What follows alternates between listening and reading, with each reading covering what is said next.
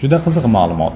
Ba'zi Qozog'iston nashrlarining xabar berishicha, ayni vaqtda Markaziy Osiyoda O'zbekiston chorva bo'yicha nomer 1.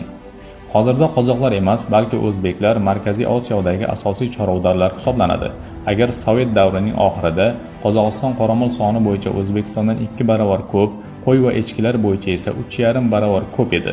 Mustaqillik yillarida vaziyat tubdan o'zgardi.